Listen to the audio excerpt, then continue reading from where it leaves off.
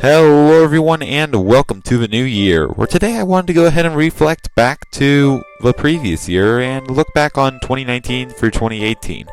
I am taking a look at 2018 just because it wasn't a full year and it would feel weird to leave out here.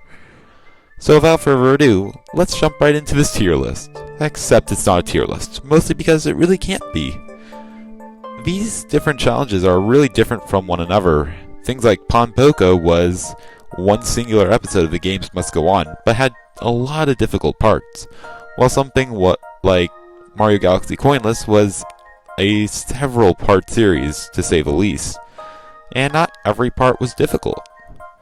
So instead I decided to create 4 different sort of stats that the different challenges fell into. That being the length of the challenges, difficulty, tediousness, and how fun the challenge was in general, and decided to rank them among themselves. So without further ado, let's actually jump into the challenges. The first challenge that I wanted to talk about is easily Mario Galaxy without power-ups. I mean, it was our first challenge and a really fun one at that. I mean, we had to discover some really cool stuff, like in order to avoid using the bee mushroom, in Honey Hive we had to do parkour around a tree by using BSJs, and in order to skip it in Gold Leaf Galaxy we had to do platforming across flowers by doing really precise jumps. Stuff that was really difficult, but was honestly really cool for me to do. Honestly, it was really fun doing this challenge, and honestly, I wouldn't mind doing it again now. At least now that I'm better at the game. Especially since I've done Coinless and whatnot after that.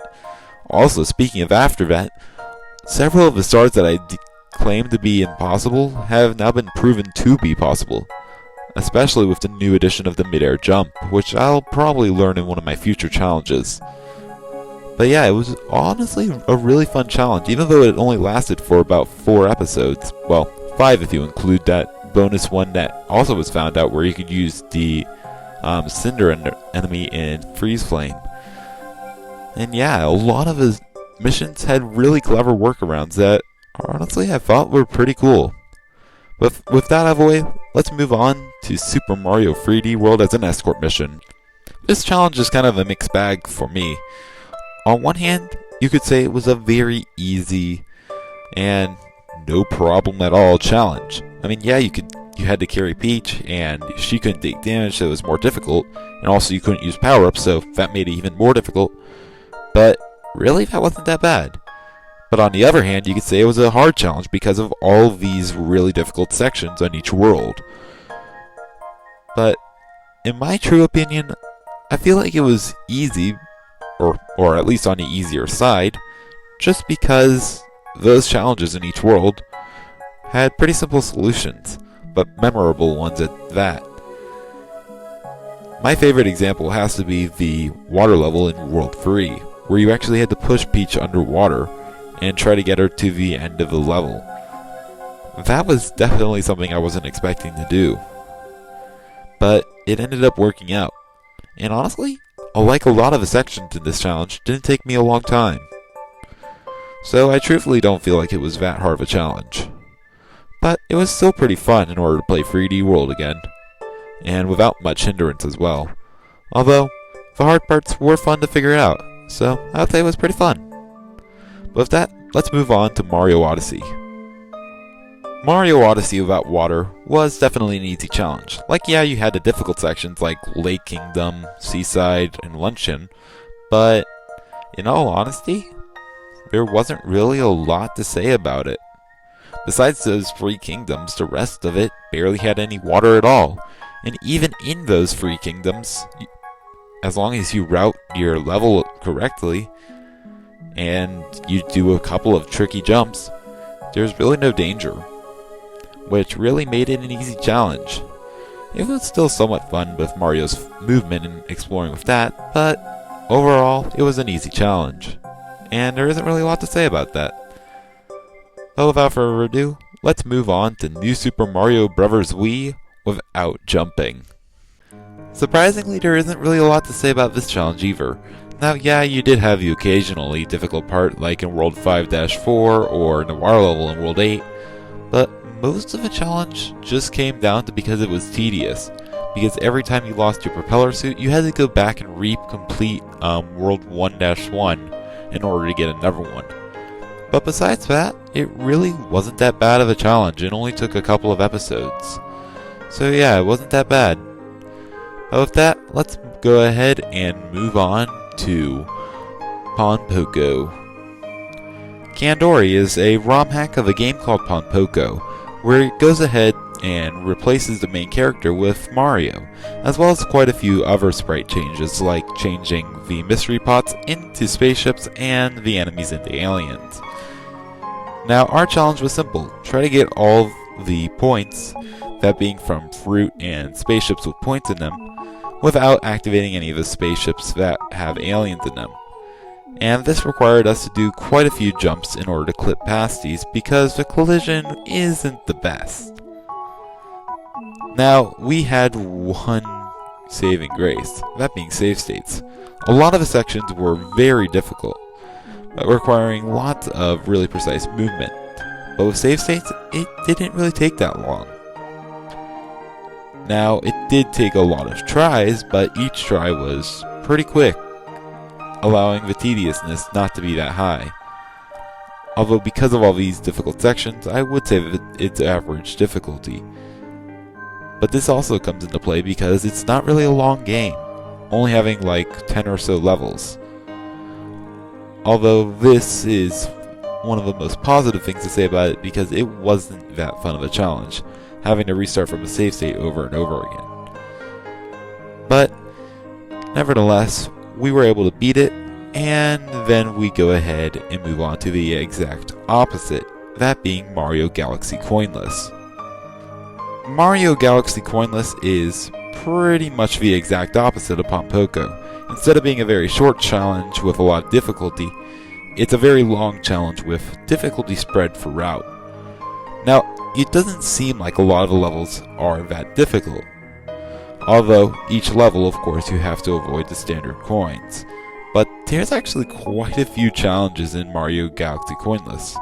You have things like, in Boo's Boneyard, you have a very tight passageway that took me a lot longer to complete than I remember.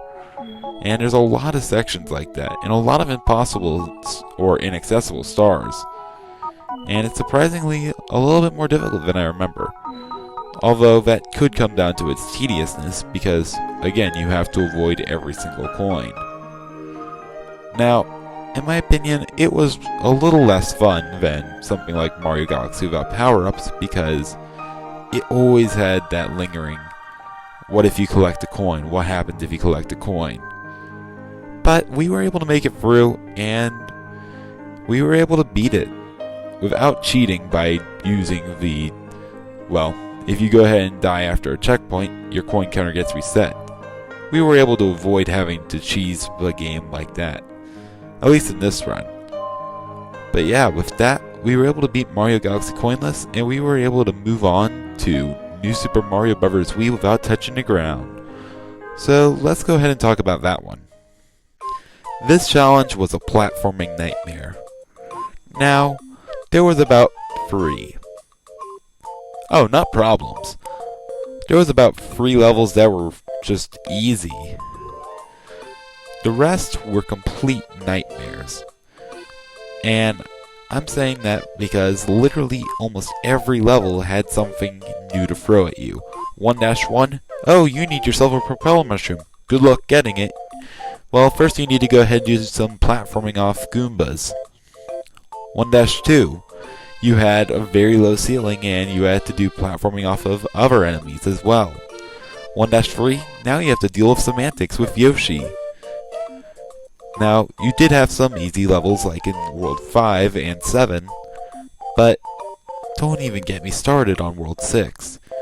This World 6 spent so much time just trying to get the perfect run for 6-1, and 6-3 wasn't far behind it, having so many times where you have to run across water and changing the water level. And that's the thing, all these problems weren't like, oh, just platform better. They were puzzling. They were things like, okay, you have to raise the water level and you have to swim really fast, but you have to make sure you're using the mini mushroom in order to run on the water at just the right time. And it was always really interesting stuff like that. Take 8-1 for instance, where you had to go ahead and avoid falling rocks. And that was pretty dangerous. But nevertheless, we were almost able to get through it. But sadly, we were stopped at the very end of a boss, where the final 8-castle, of course, stopped us. Now I still have the badge out because we were able to make it pretty far, and that's pretty good in my eyes because, I mean, we made it to the final level. And if that's not pretty close to completion, I don't know what is. But speaking of pretty close to completion, let's go ahead and talk about Wario Land Shake It with every single coin. This challenge was tedious. Now, if you've played a Wario Land game, you probably know that they're full of money. Now, in this challenge, we had to grab every last cent of it. And that wouldn't be that bad until you realize there's a lot of money in every nook and cranny. So you can't just run through the levels. No, you have to be exploring, and one mistake, you might have to restart the entire level. And that's not fun.